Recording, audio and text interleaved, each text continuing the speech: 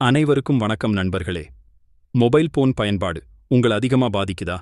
தொடர்ந்து நோட்டிஃபிகேஷன் பார்த்து social media பார்த்துக்கிட்டு மணிக்கணக்கில் டைம் ஸ்பெண்ட் பண்றீங்களா? மொபைல் போன் அடிக்ஷன் உலகளவில் மில்லியன் கணக்கானவர்களை பாதிக்கிற ஒரு உண்மையான பிரச்சனை. இந்த பிரச்சனையை கட்டுப்படுத்த வேண்டிய நேரம் இது. இந்த வீடியோ மூலம் நீங்க மொபைல் போனுக்கு எந்தளவுக்கு அடிக்ட் என்பதை தெரிஞ்சுக்க முடியும். மொபைல் போன் பக்கத்துல இல்லாத போது அச்சம் ஏற்படுதல் முதல் அதிகப்படியான திரை நேரத்தால் முக்கியமான பணிகளை புறக்கணித்தல் வரை மொபைல் போன் அடிமையாதலின் அறிகுறிகள் மற்றும் அறிகுறிகளை ஆராய்வோம். எனவே உண்மையை எதிர்கொள்ள நீங்க தயாரா? கேள்விகளை பார்க்கறதுக்கு முன்னாடி ஒரு பேனா அப்புறம் நோட் எடுத்துக்குங்க. இந்த கேள்விகள்ல மொத்தம் 4 ஆப்ஷன்ஸ் இருக்கும். நீங்க செய்ய வேண்டியது எல்லாம் ஒவ்வொரு கேள்விக்கும் உங்க மனசாட்சி படி ஆப்ஷன் செலக்ட் பண்ணுங்க. கேள்வியோட கடைசியில உங்க பதிலுக்கான மார்க் இருக்கும். அதுக்கப்புறம் நீங்களே உங்க மொபைல் அடிக்ஷன் லெவல் என்னன்னு தெரிஞ்சுக்கலாம். ஃபர்ஸ்ட் கொஸ்டின், எந்தவிதமான அப்டேட்ஸ் நோட்டிஃபிகேஷன் வராத போதிலும் உங்கள் மொபைல் தொலைபேசியை அடிக்கடி சரிபார்க்கிறீர்களா? ஆப்ஷன் ஏ, மிகவும் அரிதாகவோ அல்லது ஒருபோதும் இல்லை. ஆப்ஷன் பி, அவ்வப்போது. ஆப்ஷன் சி, அடிக்கடி.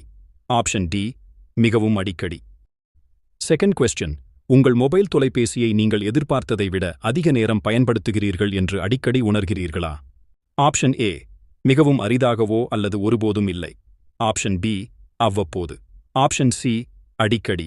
ஆப்ஷன் டி, மிகவும் அடிக்கடி. தேர்ட் கொஸ்டின், உங்கள் மொபைல் தொலைபேசி உங்களிடம் இல்லாத போது நீங்கள் கவலை, அமைதியின்மை அல்லது எரிச்சல் உணர்கிறீர்கள் போன்று அடிக்கடி உணர்கிறீர்களா? ஆப்ஷன் ஏ, மிகவும் அரிதாகவோ அல்லது ஒருபோதும் இல்லை. ஆப்ஷன் பி, அவ்வப்போது. ஆப்ஷன் சி, அடிக்கடி. ஆப்ஷன் டி, மிகவும் அடிக்கடி. ஃபோர்த் கொஸ்டின், உணவு உண்ணும்போது, நடக்கும்போது அல்லது சமூகத் தொடர்புகளில் ஈடுபடும் போது அல்லது இதுபோன்ற பிற செயல்பாடுகளைச் செய்யும் போது நீங்கள் அடிக்கடி உங்கள் மொபைல் தொலைபேசியை பயன்படுத்துகிறீர்களா? ஆப்ஷன் ஏ, மிகவும் அரிதாகவோ அல்லது ஒருபோதும் இல்லை. ஆப்ஷன் பி, அவ்வப்போது. ஆப்ஷன் சி, அடிக்கடி. ஆப்ஷன் டி, மிகவும் அடிக்கடி.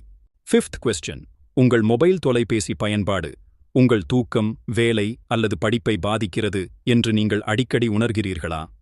ஆப்ஷன் ஏ, மிகவும் அரிதாகவோ அல்லது ஒருபோதும் இல்லை. ஆப்ஷன் பி, அவ்வப்போது. ஆப்ஷன் சி, அடிக்கடி. ஆப்ஷன் டி, மிகவும் அடிக்கடி. சிக்ஸ்த் கொஸ்டின், உடனடியாக செய்திகள் அல்லது அறிவிப்புகளுக்கு பதிலளிக்க வேண்டிய அவசியத்தை நீங்கள் அடிக்கடி உணர்கிறீர்களா? ஆப்ஷன் ஏ, மிகவும் அரிதாகவோ அல்லது ஒருபோதும் இல்லை. ஆப்ஷன் பி, அவ்வப்போது. ஆப்ஷன் சி, அடிக்கடி. ஆப்ஷன் டி, மிகவும் அடிக்கடி.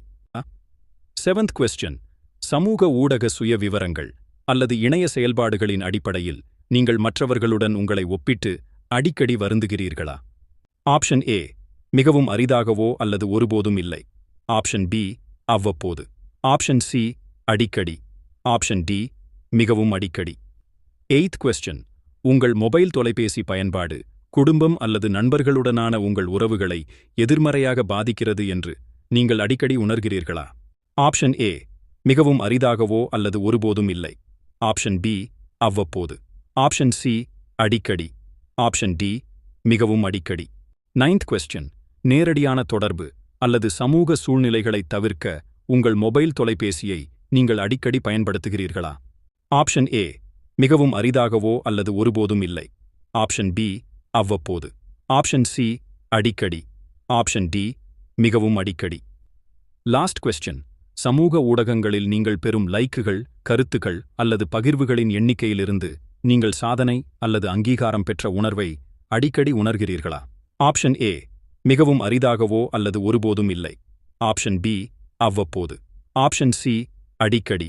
ஆப்ஷன் டி, மிகவும் அடிக்கடி. நீங்க உங்க நோட்டுல ஒவ்வொரு கொஸ்டினுக்கும் எந்தெந்த ஆப்ஷன் உங்களுக்கு சரியானதுன்னு நினைக்கிறீங்களோ அதை நோட் பண்ணியிருப்பீங்க. இப்ப அந்த ஒவ்வொரு ஆப்ஷனுக்கும் எவ்வளவு பாயிண்ட் அப்படிங்கிறத பார்க்கலாம். மிகவும் அரிதாகவோ அல்லது ஒருபோதும் இல்லை, இந்த ஆப்ஷனுக்கு 1 பாயிண்ட்.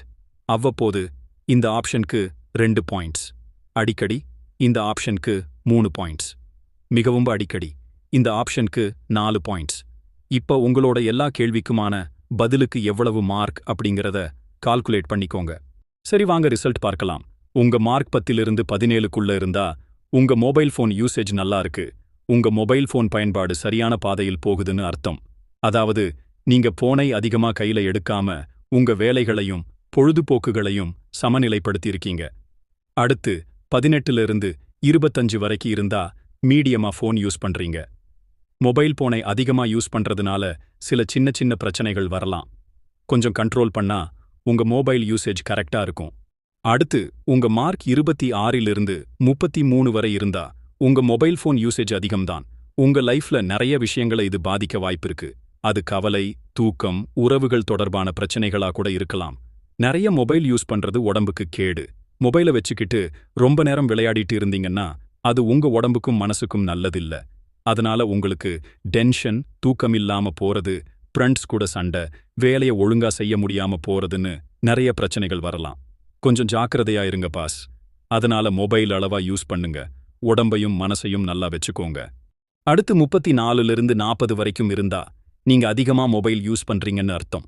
உங்க மொபைல் ஃபோன் யூசேஜ் உங்கள மனரீதியாவும் எமோஷனலாவும் உங்க ஹெல்த்தையும் கணிசமாக பாதிக்கலாம். இதுக்கு என்ன பண்ணலாம்னா, மொபைல்ல இருக்க செட்டிங்ஸ்ல ஸ்கிரீன் டைமை லிமிட் பண்ணலாம். கொஞ்ச நாளைக்கு மொபைலை சுத்தமா யூஸ் பண்ணாம இருக்கிறது. ஃப்ரெண்ட்ஸ், ஃபேமிலி கூட நேர்ல பேசலாம், டைம் ஸ்பெண்ட் பண்ணலாம். மொபைலுக்கு பதிலா புத்தகம் படிக்கலாம். உடற்பயிற்சி செஞ்சா மனசு ரிலாக்ஸ் ஆகும். இப்படி சில விஷயங்களை ஃபாலோ பண்ணா மொபைல் யூஸ்னால வர்ற நெகட்டிவ் இம்பேக்டை கம்மி பண்ணலாம். இப்ப நீங்க எந்த லெவல்ல இருக்கீங்கன்னு தெரிஞ்சுக்கிட்டு அதுக்கு தகுந்த மாதிரி உங்களை சேஞ்ச் பண்ண ட்ரை பண்ணுங்க. ஓகே ஃப்ரெண்ட்ஸ், இந்த வீடியோ உங்களுக்கு பிடிச்சிருந்தா லைக் பண்ணுங்க, உங்களோட ஃப்ரெண்ட்ஸ் எல்லாருக்கும் ஷேர் பண்ணுங்க. மறக்காம இந்த சேனலை சப்ஸ்கிரைப் பண்ணுங்க. தேங்க்யூ.